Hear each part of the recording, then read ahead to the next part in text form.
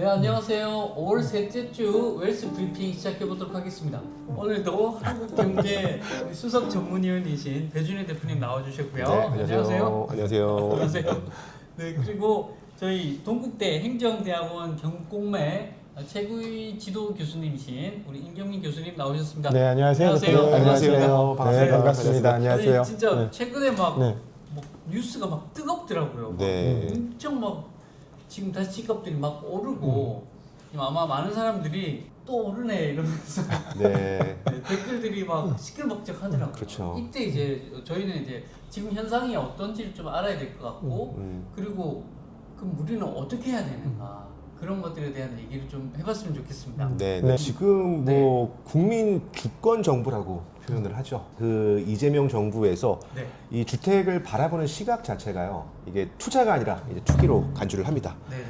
이게 정부에서 근데 부동산 시장에 적극적으로 개입하는 순간요. 이 부동산 같은 경우는 결국에 이제 우상향할 수밖에 없거든요. 네네네. 근데 대표적인 예로 자 이게 얼마 전이죠. 이제 5구 대책. 네, 그 5구 대책이라는 게 그동안 한시적으로 이제 4년 동안은요. 이 다주택자에 대한 양도소득세 중과를 한시적 배제를 해줬었어요. 근데 그 5구 대책이 지났지 않습니까? 그러면 결론적으로 이제 1세대 2주택자부터는 기본세율에 플러스 20%, 뭐 기본세율이 8단계 초과 누진 세율인데요. 최고 45%라고 하면 이제 앞으로 2주택자는 이제 플러스 20%, 네네. 3주택자는 이제 플러스 30%의 징벌적 과세가 이제 예정이 돼 있고, 그리고 이제 실수요자 1세대 1주택 혹은 무주택자일지라도요. 이게 15억 이하에 대한 그 부동산 투자를 할 때에는요. 최대 그 6억까지 대출이 가능하고, 그리고 15억 초과 25억 원 이내에서는 4억, 거기에 또 25억 초과되는 부분들이 2억까지인데 거기에 DSR까지 적용을 하게 되면 실질적으로 대출을 받기가 굉장히 어려운 시국입니다. 그럼 결론적으로 네네네. 지금 앞으로의 이제 주택 규제를 계속적으로 가한다라는 것은 그만큼 이 한 채를 갖고 있는 그 부동산 소유자들의 희소 가치가 더 높아지기 때문에 네, 제가 이제 누누이 말씀드리는 매가 증전 네 가지로 앞으로는 네, 매가 증전. 변해 갈 겁니다. 첫 번째 그 매 같은 경우는요 매물 품귀 현상이 이제 발생될 거고요. 두 번째 가격은 앞으로 계속 우상향할 수밖에 없다. 가격은 상승할 수밖에 없다라는 거. 증은 한마디로 이제 이러지도 못하고 저러지도 못하는 주택 소유자들이 자산의 대물림을 해주는 목적하에 증여 플랜으로 많이 이제 발생이 될 거고요. 네네네. 그리고 마지막입니다. 네. 전세가 폭등 그리고 전세 품귀 현상. 네. 네.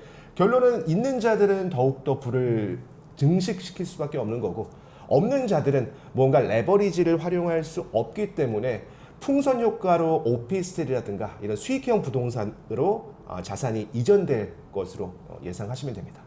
네네. 지금 안 그래도 방금 말씀해 주셨는데 물건이 매물이 없어지다 보니까 당연히 수요와 공급 법칙에 의해서 그렇죠. 이게 가격이 올라갈 수밖에 없다라고 저는 느껴지거든요. 네. 제가 듣기에도 그렇고 제가 알고 있는 짧은 상식으로도 오를 수밖에 없는 건데 이렇게 올랐을 때 전세가 막 오르면 매가도 올라가지 않습니까? 전세가 밀어 올려가지고 네네. 월세도 오르고 전세도 오르고 이럴 때 그 우리 보통 사람들이 집을 취득하려면 대출을 받아야 되는데 대출이 지금 안 된다고 말씀하시니 네네. 더 어려워진다고 말씀하시니 그 혹시 그 임경민 교수님께 네. 그러면 지금 경매 쪽은 지금 분위기가 어떤가요? 오늘도 뭐 법원 입찰 현장은 늘 네네. 자주 다녀오시니까요. 네네.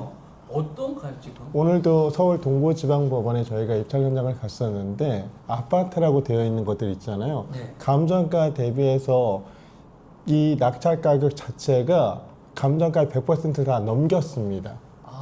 즉 일반인들도 향후 주택 가격이 오를 거다라는 곳에다가 배팅을 하고 있는 거예요. 지금.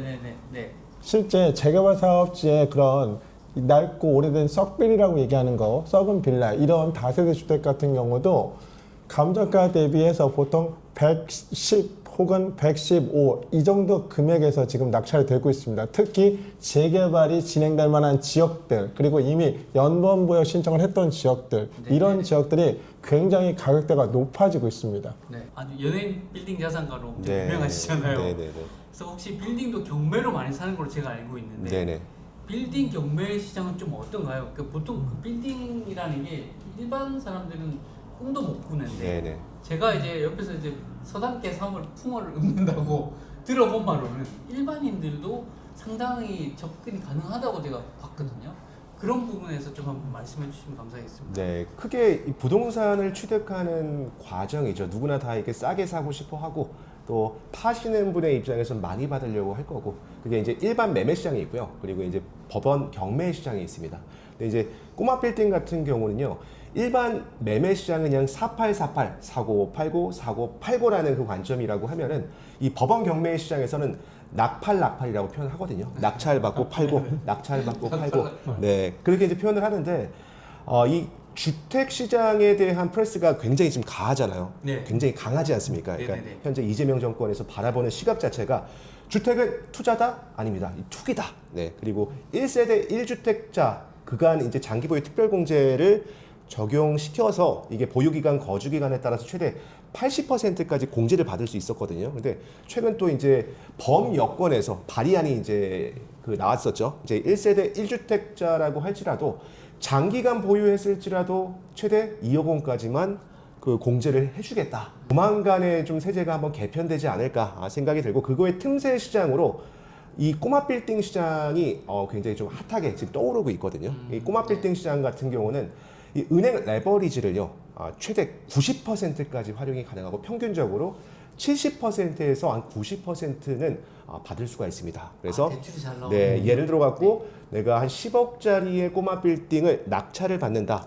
그럼 10억에 80%면 얼마죠? 8억까지 대출을 받을 수 있고 내 자기 자본은 2억만 있으면 투자가 가능하다.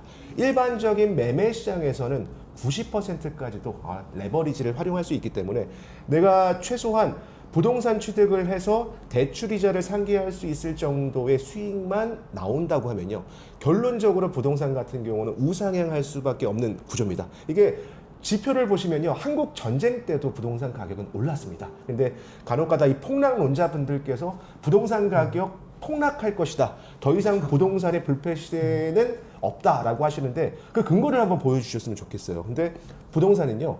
이게 화폐 가치는 계속적으로 하락해도요. 이 실물 자산인 부동산은 상향할 수밖에 없는 구조이기 때문에 앞으로는 이 꼬마 빌딩의 경매 시장도 굉장히 좀 핫한 시장으로 변화되지 않을까 생각합니다.